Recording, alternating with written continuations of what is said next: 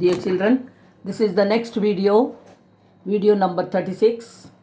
Now in this we are going to the fourth problem now. If the areas of two similar triangles are equal, prove that they are congruent. See the wordings. So accordingly we have to draw two triangles there, ABC and PQR. Are you able to see the figure? Okay. Now these two triangles, they have given us that they are similar triangles. So I am writing here triangle ABC is similar to triangle PQR. So if it is similar, it will follow those two properties. You should know, you should remember. And area of this triangle ABC is equal to area of triangle PQR they have given. So we have to prove now that they are congruent. If the areas of two triangles are equal, no, then they have to be congruent actually. Now but we have to prove it. So triangle ABC is congruent to triangle PQR. We have to prove that. Okay, now how is the proof then? The proof is, we have to start with this. See, triangle ABC, they have given us triangle ABC is similar to triangle PQR. So if it is similar, then areas of triangle ABC by area of triangle PQR, it will be equal to BC squared by QR squared. According to our formula, if the two if two triangles are similar, then their areas must be equal to the squares of their corresponding sides. So we wrote that now. But they have given us area of triangle ABC is equal to the area of triangle PQR. Equal means what? These two are same. They will be equal to 1 here. They are equal, no? So instead of ABC, I can write PQR area there and they will cancel. Or instead of PQR, I can write ABC there. So both of them will cancel and it will be equal to 1 and this will be equal to BC squared by QR squared. Now this will go, I can take it here. So what is the meaning here? BC squared is equal to QR squared. BC squared is equal to QR squared. What does it mean? It means that, I have just written like, it means that BC is equal to QR. BC is equal to QR. Now the same thing happens with other sides also. Because you know, in the theorem of areas of the ratio of the areas will be equal to any side square. So AB squared by PQ squared I could have written at the top. It is also equal to AC squared by PR squared. I could have written any side there, you know that. That means when this is equal to 1, that is also equal to 1. This ratio also is equal to 1. So what does it mean? AB is equal to PQ, AC is equal to PR. So it implies that. So BC squared is equal to QR squared. Similarly, we'll get here AB squared is equal to PQ squared, AC squared is equal to PR squared, everything, because it is equal to 1, no, this is equal to 1 and any, according to the theorem I can write like this, you know that. So each of these will be equal to 1 only. So what happens now? The sides of triangle ABC is equal to the sides of the triangle PQR. That is the meaning here. BC is equal to QR, AB is equal to PQ, AC is equal to PR. All three sides are equal to each other. We have proved now.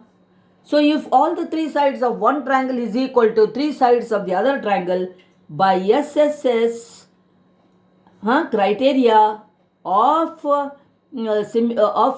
congruency, what does it mean? It means that by SSS criteria of congruency, these two triangles ABC is congruent to triangle PQR. Finished. Our problem is over. This is the way we prove it. Okay, children. So the same thing you can find there also, even in your solution book.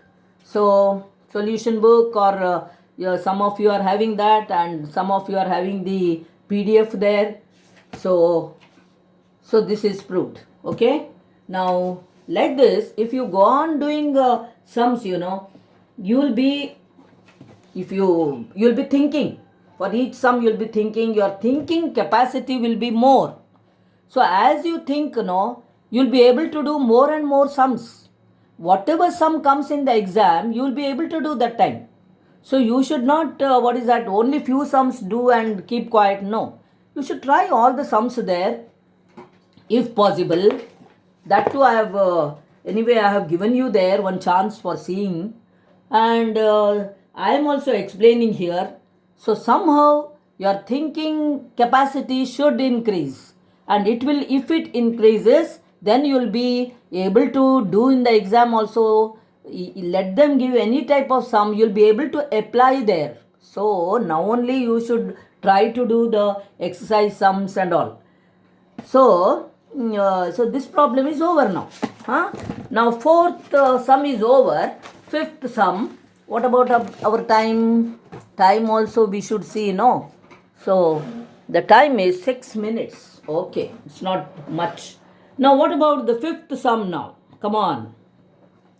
Fifth sum of the textbook, the exercise 2.4. D, come on, D, E and F are respectively you have got the textbook in front of you, but even then I need it for doing it here, are respectively the midpoints. If I write only, I'll get the sum will be in my mind. So D, E and F are respectively the midpoints of sides, okay, AB, BC and CA of triangle ABC. So find the ratio of the areas of, in the problem they have given you, find the ratio of areas of triangle DEF and triangle ABC. So first of all, we have to draw a triangle ABC here. Like this. Draw a triangle ABC. Okay. And then what you should do? Join the midpoints there. Okay. So midpoints. So let us do it. Wait. I will mark the midpoints. D, E. There also I have to see properly. See the respectively what points they have given. D, E. E is the midpoint of BC. So E is the midpoint of BC and F is the midpoint of CA. So if I mark anything, it will be this one. How they have given, like that only I have to write.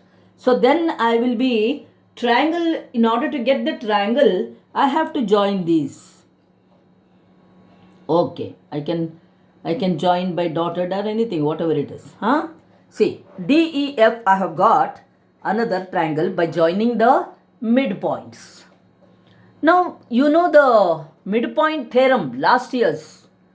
See the ratio they are asking you to find. So to show or to find the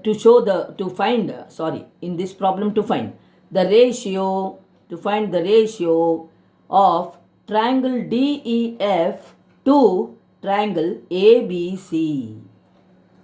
Triangle DEF to this one triangle ABC. This is the to find. Okay. Now see, you have learned something in 9th standard. What have you learned? Now in this figure, DF is the line joining the midpoints of sides AB and AC. Okay. So in triangle ABC, DF will be parallel to BC. You know that the line joining the midpoints will be parallel to the BC and it is half of it also. So DF is equal to half BC. DF is equal to half BC. DE is equal to half AC.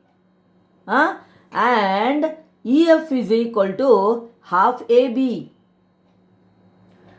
Because you know the one property you have learnt, that is midpoint theorem. You have learnt in midpoint theorem last year's.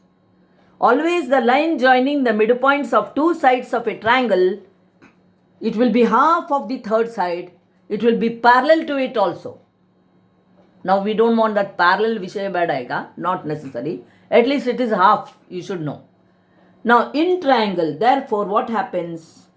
In triangle DEF and triangle ABC. ABC or CAB, it might be given there. ABC you can write CAB, or you can write BAC, you can write that, all you know. Okay, I am going to take the ratios like this now. DF by BC. This is equal to, here, the top one, DE by AC. It is equal to EF by AB. So what is there? I have taken the smaller triangles sides in the numerator. I can do anything. I have told you so many times, and all these are equal to half. See, equal ratios, half has come. Therefore, what does it mean? If two triangles have got their sides in the same ratio, then they will be similar. So triangle DEF is similar to triangle ABC. Why? Because the ratio of the sides of these two triangles, they are in the same ratio. Half you are getting. All are in the same ratio. That's why you can say that they are similar. DEF is similar to triangle ABC. Now if they are similar, what should happen? Area of triangle DEF by area of triangle ABC. It should be equal to DE squared by AC squared. DE squared by AC squared. Or I can take DF squared by BC squared. Whatever I want I can take. Now okay. Now this is equal to DE is nothing but half of AC. So half of AC squared, and the down thing I will keep AC squared like that only. So what will I get? I can take anything. This ratio I can take DF squared by BC squared. Everywhere it happens the same. Half of BC it will come in that case. That's all. So 1 by 4 AC squared by AC squared it will be. This 2 the whole squared will become 4, and it will come along with this. So then you can cancel AC squared. So what has happened now? You have got here 1 by 4. The ratio is 1 by 4. If I had taken triangle ABC up, I would have got the ratio 4 by 1. That's all. You can take anything. If you get 4 by 1 also, it will be as you have taken the answer, you will get like that. 4 by 1 you may get, or 1 by 4. And that we'll see in the exam. Which triangle you have taken at the top, which triangle has been taken down. We will see all that. We will observe all that. And this is the thing. And what is the area? What is this one now? The ratio of the areas of triangle DEF, that smaller triangle inside there, joining the midpoints. Because they have asked us that only. DEF to ABC they have asked. DEF to ABC means DEF's sides only must be at the top then.